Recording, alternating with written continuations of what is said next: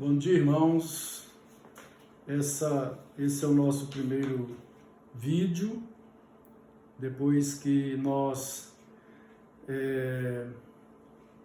tomamos a decisão de suspender os trabalhos da igreja.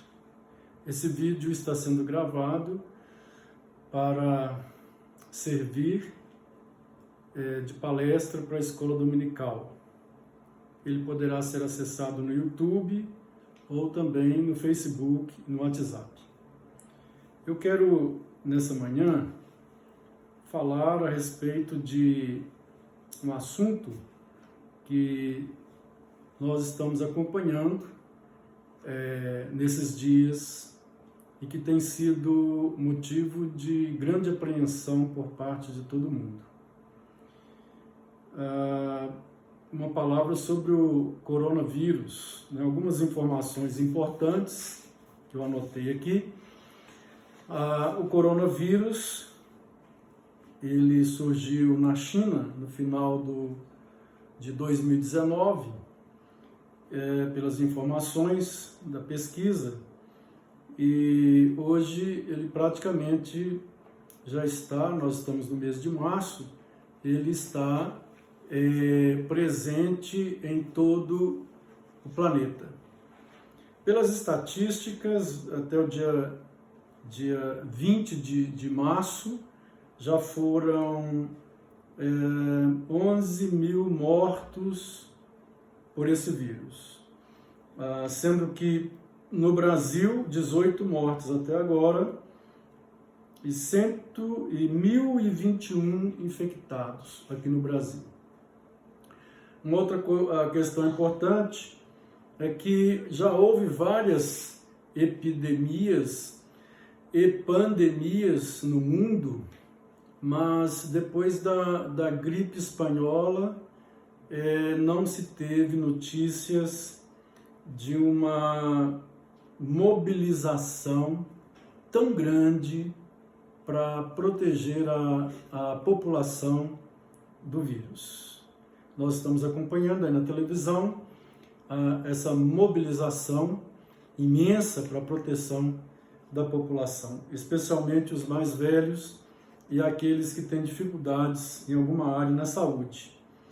Há muitos esforços surgindo das autoridades, praticamente quarentena, todo mundo dentro de casa. Eu estou com 58 anos, eu nunca vi isso na minha vida, é a primeira vez. E olha que depois de 1980, muito especialmente depois do ano 2000, nós já passamos por várias pandemias. E, no entanto, nunca tinha visto isso acontecer. São alguns tentando explicar que o vírus tem a origem natural, uma mutação de um animal, como a cepa humana, e que criou esse vírus evoluído e que então atinge a população humana. Outros querem explicar que isso é uma arma biológica desenvolvida pela China e outros que é uma fatalidade. Enfim, é típico do ser humano tentar explicar a origem de tudo, das coisas que estão acontecendo, principalmente quando essas coisas se tornam em calamidade. Mas eu não quero aqui nesse vídeo trabalhar a questão da questão biológica, a questão da origem, qual que é a origem. Nós não vamos ficar aqui divagando em cima disso. O que eu quero é trabalhar a questão bíblica dessa tragédia. Será que a Bíblia fala alguma coisa a respeito? E eu gostaria de falar hoje a respeito do tema a providência de Deus e as calamidades, porque eu vejo essa calamidade, essa pandemia, como, do ponto de vista bíblico, como juízo de Deus. E o texto que eu quero usar para falar nessa manhã sobre o tema proposto está em Apocalipse, no capítulo de número, deixa eu olhar aqui nas minhas anotações, capítulo 6, versos 7 e 8. Então, assim está escrito em Apocalipse 6, 7 e 8. E diz assim: quando o cordeiro abriu o quarto selo, ouvi a voz do quarto ser vivente dizendo: vem. E olhei, e eis um cavalo amarelo e o seu cavaleiro, sendo este chamado Morte, e o inferno o estava seguindo, e foi-lhes dada autoridade sobre a quarta parte da terra para matar a espada, pela fome, com a mortandade e por meio das feras da terra. Um cavalo amarelo, e sobre o cavalo, o cavaleiro se chamava Morte, e foi dada autoridade para matar através da espada, através da fome, com a mortandade por meio das feras da terra. Pois bem, eu estou então abordando o tema e a problemática pela qual nós estamos passando, trabalhando a questão da providência de Deus e as calamidades. Então eu gostaria de dizer que a providência de Deus é o seu governo sobre a sua criação. E como é que Deus governa a sua criação? Deus governa a sua criação preservando, cuidando, dando ar, dando a chuva, dando as sementes, dando a saúde, protegendo. Em segundo lugar, Deus governa a sua criação retribuindo. Aqui é a questão dele castigar, punir ou dele premiar, dependendo das obras das pessoas. E em terceiro lugar, Deus ele governa a sua criação operando juntamente com o homem. A ação retributiva de Deus, ou retributiva de Deus, ele premia as pessoas que se esforçam em fazer o bem segundo a luz que elas recebem, mas ele também castiga e pune aquelas pessoas que insistem em fazer o mal segundo a luz que elas recebem. Muitas vezes Deus tem punido não só uma pessoa, porque essa questão do governo dele, em que ele governa de forma a retribuir em sua providência, tanto o mal como o bem, retribui o bem com o bem, retribui o mal com o mal.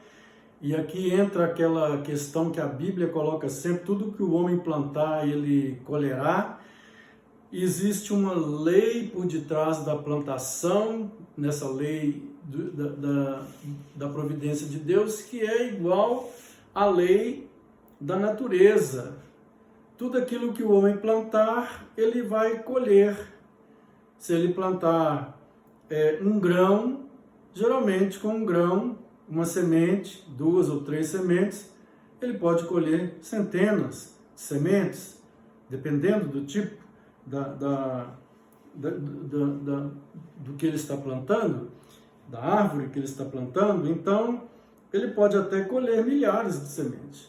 Da mesma forma, nesse governo retributivo de Deus, ele pode plantar e sempre a colheita ela vem numa proporcionalidade muito maior do que aquilo que é plantado. Isso tanto para o bem quanto para o mal.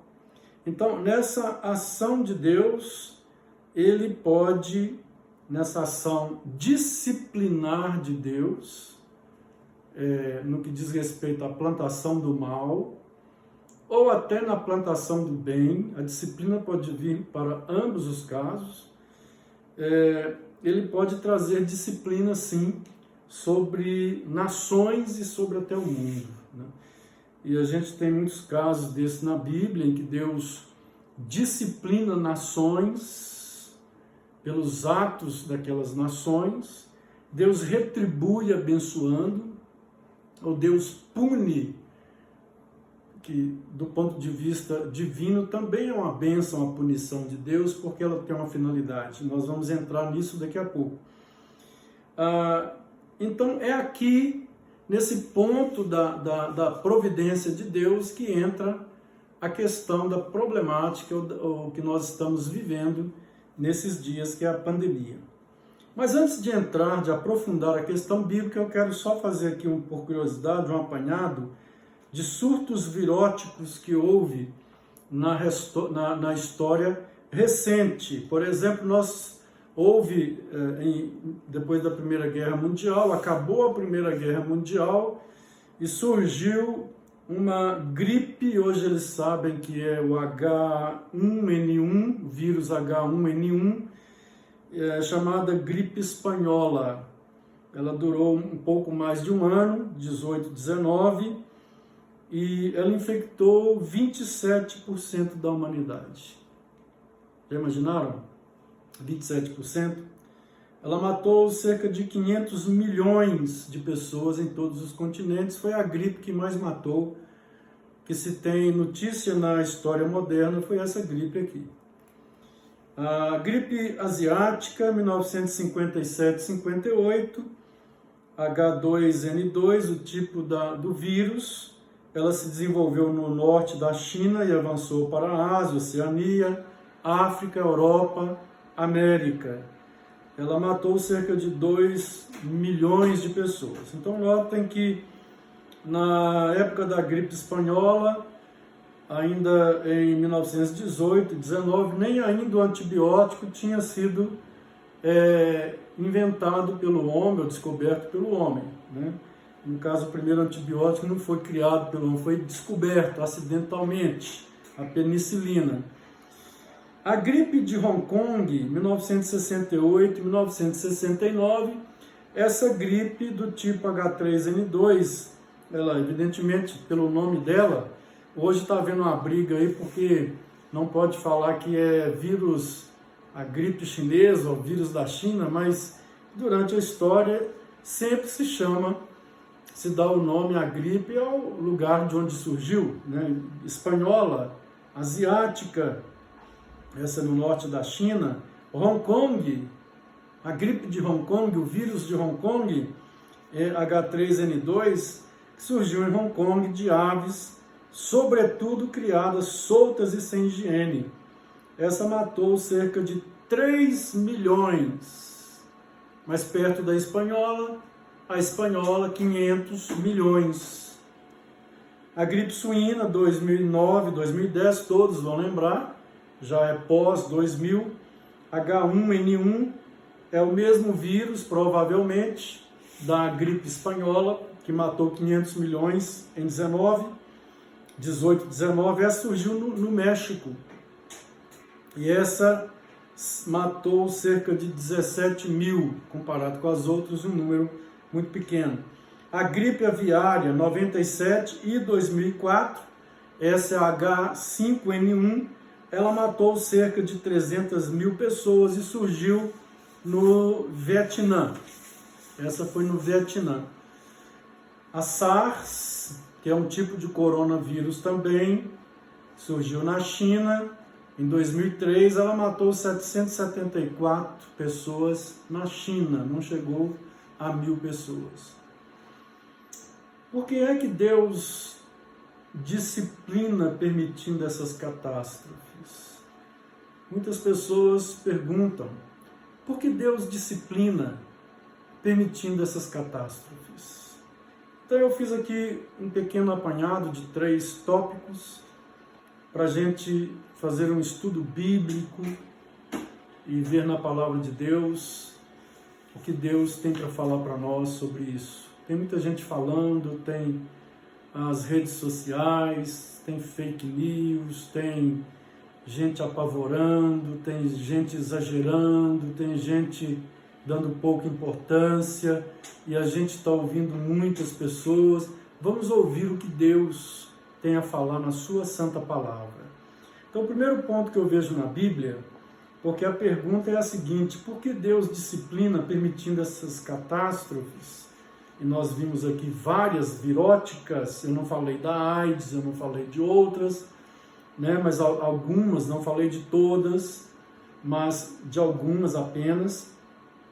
Em primeiro lugar, o que eu vejo é que Deus disciplina porque Ele é o dono,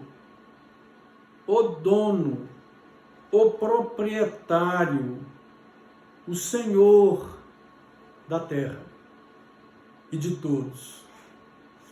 Por mais que as pessoas queiram viver como se fossem donas de si mesmas, donas da sua vida, donas do seu nariz, na verdade, elas se esquecem ou não sabem, mas elas não são donas de nada, não são donas de nada. Elas sequer têm poder de preservar a vida dela até amanhã. Deus é dono da vida, isso aqui é dele. Então, esse é o primeiro motivo porque ele disciplina. Opa, a casa é de Deus. Foi Deus quem criou. Foi Deus quem fez. E nenhuma criatura é livre de tal forma para viver como quer. Inclusive, Deus pede contas de cada um. Nós temos visto em nossos dias um ritual blasfêmico contra Deus por parte de movimentos feministas, escolas de sambas, shows, pessoas gritando e falando que Jesus é bicha, Satanás arrastando um ator que quer mostrar que é Jesus pelas avenidas dos carnavais dessa vida torpe, pessoas entrando em templos religiosos, defecando dentro dos templos, quebrando os símbolos sagrados e tendo relações íntimas nus dentro de templo. Por que essa afronta contra Deus? Querem afrontar a igreja, porque a igreja é um baluarte da verdade. A igreja, ela é uma força, um baluarte que mantém valores e princípios. E diante da proposta que fazem atualmente, querem atacar a igreja, mas afrontando o próprio Deus. Eu me lembro de uma cena que vi de uma atriz fazendo o papel de Maria e tendo um aborto de Jesus. Isso é uma blasfêmia. Como que pessoas podem chegar a tal ponto? E eu pergunto, para quê? Por quê? Se querem discutir ideias, se querem trabalhar ideologias, discutir diferenças, que se faça, mas por que se voltar de forma tão violenta, de forma tão, aí eu vou usar os termos, nazista, de forma tão autoritária, de forma tão ditatorial contra valores considerados sagrados pela sociedade? Não, Deus é o dono da própria vida, até daquele que tem essas ideias, até daquele que não crê nele, até daquele que acha que pode viver do jeito que quer. Deus vai pedir contas, Deus está pedindo contas. Bem, mas isso gera uma questão que muitas pessoas vão perguntar: se Deus é dono do mundo e Ele julga o mundo, porque Ele é dono e ninguém vai viver do jeito que quer, por que todos têm que enfrentar a disciplina. E aí nós vamos nos lembrar de uma parábola em que Jesus conta a história da tempestade. Ele diz que a tempestade vem para todos, mas a reação de uns é se despertar e se conscientizarem para melhorar a vida. A reação de outros é de piorar cada vez mais. Então, ele diz que vem uma tempestade, as vidas que estão construídas sobre a rocha, que são os valores dele mesmo, do próprio Jesus, essas vidas passam pelas mesmas tempestades, mas elas não ficam revoltadas contra Deus. Na verdade, elas saem mais fortalecidas. Entretanto, aquelas que construíram a vida sobre a areia, Jesus diz que vem a mesma tempestade, com a mesma intensidade, derruba aquela casa, porque elas não têm estrutura. Elas não estão firmadas na rocha e nos valores que é a palavra de Deus. Então, o que a gente pode ver aqui é que Deus é o dono da criação.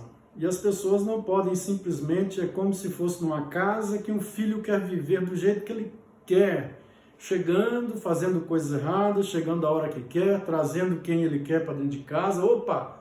Então o pai grita, debaixo dessa laje aqui, sou eu que mando. E é isso que Deus está dizendo para a humanidade. Opa, esse planeta é meu, esse mundo é meu, eu criei. E as pessoas não têm a liberdade para fazer o que elas querem fazer, e eu não vou deixá-las fazer o que elas querem fazer. É mais ou menos por aí.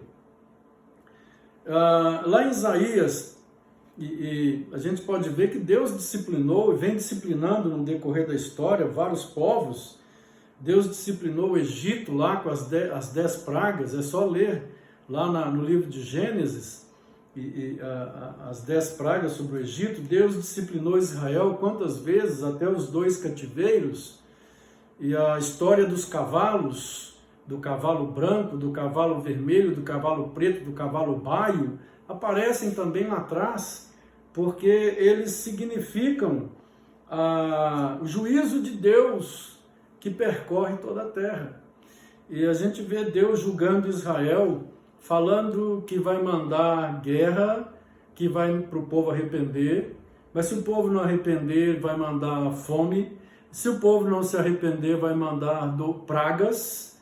Se o povo não se arrepender, vai mandar morte. Pois bem, o cavalo amarelo saiu e a morte é o seu cavaleiro. E interessante que a palavra grega para amarelo nem é bem amarelo, é o cavalo esverdeado, é aquela cor que o defunto tem, aquela cor pálida. A Bíblia de Jerusalém traduz como cavalo esverdeado, é exatamente aquela cor do cadáver. Lá em Isaías 37, 29, a Senaqueribe, rei dos assírios, Deus diz o seguinte: por causa do teu furor contra mim, olha lá, o teu furor contra mim. Não tem muita gente aí furiosas com Deus, blasfemando contra Deus, invadindo os templos considerados sagrados pela sociedade, defecando dentro desses templos, tendo relações, quebrando esses templos, colocando fogo em templos evangélicos. Veja o que Deus diz para o rei da Síria: por causa do teu furor contra mim e porque a tua arrogância subiu até os meus ouvidos, eis que porei o meu anzol no teu nariz e o meu freio na tua boca, e te farei voltar pelo caminho por onde viestes. Isso está lá em Isaías 37, no versículo 29. Babilônia, quem não se lembra? Nabucodonosor, todo poderoso, todo cheio de orgulho por ser o rei da maior nação do mundo. E Deus transformou aquele homem numa besta fera. Ele ficou um tempo muito grande comendo grama. Quem não se lembra de Nabucodonosor? Babilônia caiu pelo juízo de Deus. Nós temos também outros casos de disciplinas de nações na Bíblia: filisteus, sírios, a Síria, a Síria, Babilônia, Pérsia, e mesmo após a história bíblica, há vários povos que Deus julgou. E assim nós podemos falar de vários julgamentos durante a história, porque Deus governa o seu mundo na sua providência. Ele cuida, Ele mantém, Ele dá chuva, Ele dá o sol, Ele dá o ar, Ele dá a saúde, Ele dá a alegria, Ele dá o prazer, Ele dá o alimento, Ele dá a prosperidade. Tem muita gente que diz que nada cai do céu, mas a pergunta é: de onde que vem a chuva, de onde vem o sol, de onde vem o ar? Tire esses três e veja se alguém vive. E por quanto tempo consegue viver tirando ar, água, da chuva, sol? Tire os três. Então, quando alguém que está me ouvindo for falar que nada cai do céu, pense nessas coisas. Porque elas vêm, do céu. E não é só do céu físico, não, vem do céu, do favor de Deus, da graça de Deus. Mas Deus governa também retribuindo e concorrendo. Mas hoje nós estamos trabalhando mais a questão da retribuição. Notem que há um limite que Deus colocou, e Ele não vai tolerar que esse limite seja ultrapassado. Todas as vezes que o homem ultrapassar o limite por causa da sua arrogância, por causa do seu pecado, por causa do seu desejo de viver como quer viver, e o homem quebra esse limite, a ação de Deus punitiva, corretiva, vem sobre esse homem. E às vezes sobre a humanidade, sobre um determinado local, sobre uma família, sobre uma vida, sobre uma cidade, sobre uma civilização inteira. Deus pode e faz isso. Isso é muito bíblico. Existe uma metáfora que Deus tem uma taça. E que essa taça vai se enchendo, ela vai se enchendo, ela vai se enchendo, e quando ela está transbordando, Deus derrama essa taça. E é uma metáfora para dizer que a paciência dele tem um limite. Porque como dono e como governador, o mundo é dele. E as pessoas, quer queiram, quer não, a palavra diz que todos se dobrarão diante do Senhor. Uns com raiva, vão ter que concordar, com raiva, com ódio, outros por amor. E aqui é a grande diferença: quando vem uma calamidade, aqueles que amam o Senhor, eles passam pela calamidade, saem delas mais fortalecidos e amam mais e temem mais ao Senhor. Aqueles que detestam o Senhor, que não amam o Senhor, que não querem o Senhor, eles costumam sair das calamidades, se é que saem, odiando mais. Mas há um terceiro grupo aí daqueles que se arrependem no processo e voltam para Deus. Tanto aqueles que se dizem cristãos ou religiosos, como aqueles que nem mesmo acreditavam em Deus, costumam ser achados por Deus no meio dessas tempestades, encontrar Deus e conhecer Jesus na vida deles. Porque Deus disciplina permitindo essas catástrofes. Primeiro, porque Ele é dono e Senhor. Ele é dono e Senhor, e Ele disciplina as suas criaturas do jeito que Ele deseja disciplinar. Eu vejo, do ponto de vista bíblico, eu não vou negar que do ponto de vista biológico é um animal, ou é um morcego, é rato, não vou negar isso.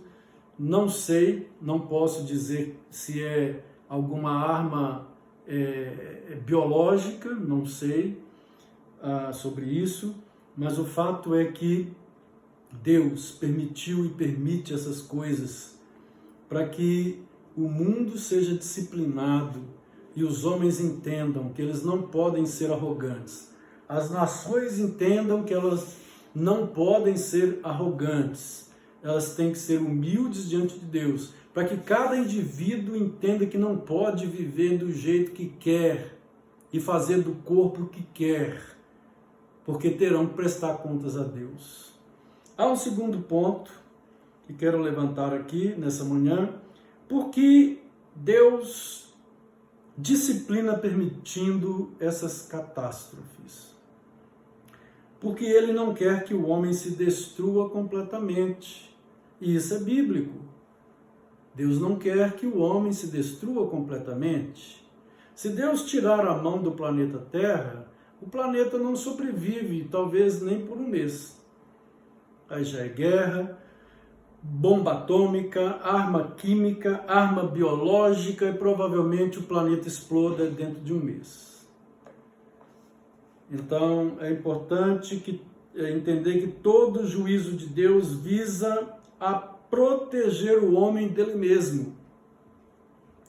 Todo juízo de Deus visa a proteger o homem dele mesmo, da sua ganância, do seu egoísmo, da sua avidez, da sua arrogância, de todo o mal que existe dentro do ser humano. Então, nós podemos ter absoluta certeza que essa pandemia está sendo permitida por Deus muito mais por uma questão de amor. Uma questão de amor, para que o homem não se destrua a si mesmo. Um aviso, um alerta, cuidado, não vá por aí, não ultrapasse, não exagere. É o que Deus está dizendo para a humanidade. Coisas piores poderiam acontecer. Coisas piores. A gripe espanhola, ela ceifou, segundo as pesquisas que fiz na internet, 500 milhões de pessoas. 27% da humanidade naquela época, segundo a pesquisa que fiz na internet. Foi uma permissão de Deus. E todo tipo de calamidade nós podemos seguir a mesma lógica das coisas que estou falando hoje. Ele não quer que o homem se destrua completamente. Conforme eu disse, se Deus se afastar e deixar o homem se virar, como muitos agnósticos acreditam, que Deus fez, mas foi embora, que Deus criou leis e deixou que essas leis governem o universo, mas se ausentou, muitos deístas, muitos agnósticos que vão por esse caminho aí. Entretanto, o que a gente vê na Bíblia, Deus criou, Deus não se afastou, Ele está muito presente, muito obrigado, Ele está governando o seu mundo para um propósito final e nós vamos para lá. Nada vai impedir o mundo de chegar lá, ainda que no percurso Deus ainda permita algumas certas liberdades para o homem, não para o homem agir e o homem no seu egoísmo, na sua ignorância, ele vem pisoteando tudo e causando muito mal para a humanidade.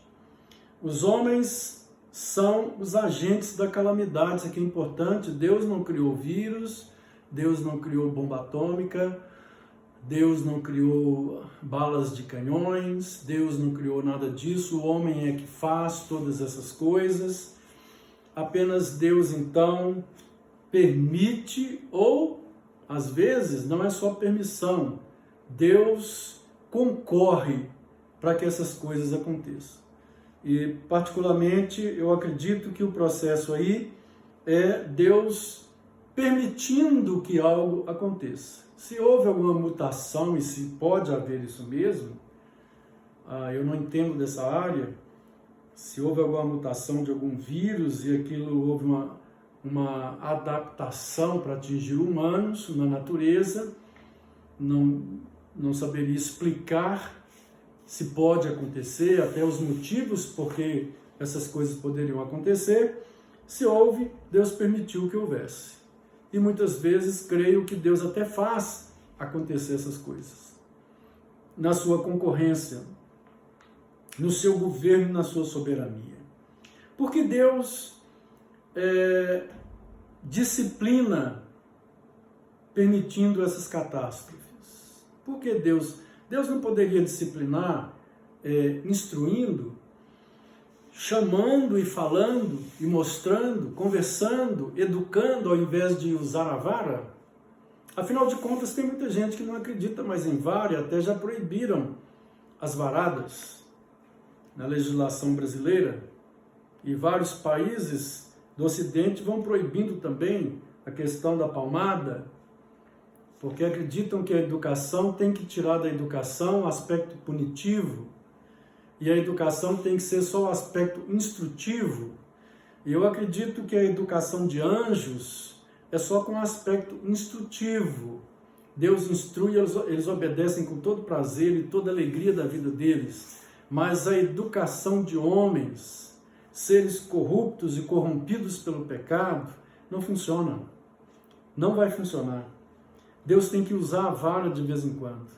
E a prova disso é que a palavra dele, não só a palavra, Deus tem falado através de uma revelação natural, através da própria natureza. Deus tem levantado, tem falado, tem mostrado. Ninguém poderá dizer que não tem culpa diante de Deus pela própria natureza. Os céus manifestam a glória de Deus. O firmamento manifesta a sua santidade. A natureza revela a existência desse ser superior. Mas fora a natureza tem a consciência. A consciência que é dada pela educação, que ela é formada pela educação. E todos os povos têm uma consciência moral única. Assim é que matar é errado em todas as culturas, roubar é errado, ferir é errado. As coisas certas e erradas, com variações culturais, são básicas em todas as culturas. Então, Deus, ele disciplina, permitindo catástrofes, não só porque ele é o dono e senhor da criação, não só porque ele não quer que o homem se destrua completamente, mas há um terceiro ponto, é que Deus, ele faz essas coisas porque ele deseja que os homens se arrependam. Deus deseja que os homens se arrependam. Todo juízo visa ao arrependimento do homem. Quando Deus permite essas coisas, ele quer que o homem se arrependa. E lá em Apocalipse diz que flagelos vieram sobre a terra, e nem assim os homens se arrependeram para dar glória a Deus e para reconhecer a sua majestade. Israel que o diga. Quantas vezes Deus mandou os seus profetas para falar com Israel? Quantas vezes Deus puniu, castigou Israel? E Israel não se arrependia. Ele não se arrependia, até que foi para o cativeiro. Tanto Israel como Judá foram para o cativeiro. Infelizmente, sem o Evangelho, o homem não se arrependerá. Eu disse que a natureza mostra a glória de Deus. Eu disse que a consciência, ela também está acusando ou defendendo, porque há valores morais que são universais. Mas se o Evangelho ele não for pregado, essas duas agências, a natureza e a consciência, não são suficientes para mostrar o homem sobre o seu pecado e o dever de arrepender. Então, Deus permite as catástrofes para que o homem se arrependa, mas a igreja precisa mostrar ao homem que ele precisa se arrepender. Eu vou concluir dizendo que há muitos falsos profetas que, ao ouvir essa mensagem que eu estou falando, vão criticar, vão falar mal, porque qual é a característica do falso profeta? Agradar a todos, falar o que todo mundo quer ouvir, não se indispor contra ninguém, não se indispor contra o sistema, não se indispor para não ficar mal no retrato. O profeta de Deus, ele fala aquilo que é para agradar a Deus. Ele quer que o homem se arrependa, mas o principal motivo dele falar é que o homem agrade a Deus. Que é para agradar a Deus. No mais, eu quero desejar a todos um feliz domingo, abençoado. Vamos continuar fazendo aquilo que as autoridades estão orientando, ficar dentro das nossas casas, orando, pedindo a Deus que Ele opere segundo a vontade dEle, no tempo dEle, Ele suspenda toda essa disciplina, que muitos venham se arrepender, se converter, muitos venham se conscientizar que é preciso voltar para Deus numa hora dessa, é preciso buscar a Deus, para que nós possamos sair dessa tempestade mais fortes, mais humanizados, mais amorosos, mais quebrantados. Que Deus abençoe. Amém.